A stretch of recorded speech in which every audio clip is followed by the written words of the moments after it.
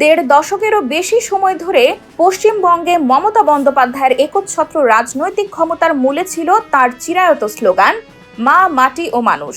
তবে চলতি বছরের বিধানসভা নির্বাচনের ফলাফল বিশ্লেষণে দেখা যাচ্ছে তৃণমূল কংগ্রেসের অভেদ্য দুর্গে ফাটল ধরেছে।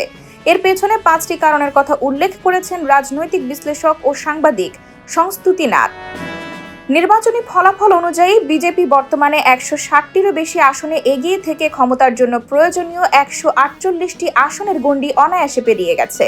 তৃণমূলের দীর্ঘদিনের নির্বাচনী সমীকরণ ও জনভিত্তিকে গেরুয়া শিবির সফলভাবে তছনছ করে দিয়েছে। 2026 সালের নির্বাচনের এই পরিস্থিতির নেপথ্যে রয়েছে 5 কারণ। প্রথমত, নারী ভোটার।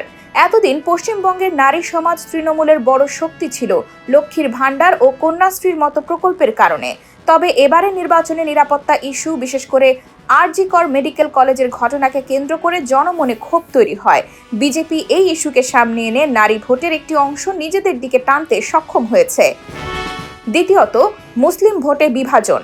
রাজ্যের বড় একটি অংশ মুসলিম ভোট আগে তৃণমূলের ঝুলিতেই যেত, কিন্তু এবার মালদা, মুর্শিদাবাদ ও উত্তর দিনাজপুরের মতো জেলায় ভোট বিভক্ত হয়েছে। প্রশাসনের প্রতি অসন্তোষ, কংগ্রেসের পুনরুত্থান সহ বিভিন্ন কারণ এতে ভূমিকা রেখেছে। তৃতীয়ত, অভিবাসী শ্রমিক।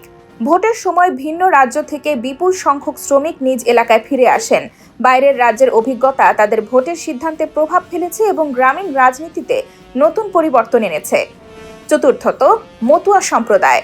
রাজ্যের উল্লেখযোগ্য এই জনগোষ্ঠী নাগরিকত্ব ইস্যু ও বিভিন্ন প্রতিশ্রুতির কারণে আবারও গুরুত্বপূর্ণ হয়ে ওঠে। বিশেষ করে উত্তর ও দক্ষিণ 24 পরগনায় বিজেপি এদের সমর্থন ধরে রাখতে সক্ষম হয়। পঞ্চমত, বিজেপির সাংগঠনিক শক্তি। বুথ পর্যায়ে শক্তিশালী সংগঠন, আধুনিক প্রচার কৌশল এবং স্থানীয় নেতৃত্বের সক্রিয়তা তৃণমূলের দীর্ঘদিনের সাংগঠনিক প্রভাবকে চ্যালেঞ্জ জানায়।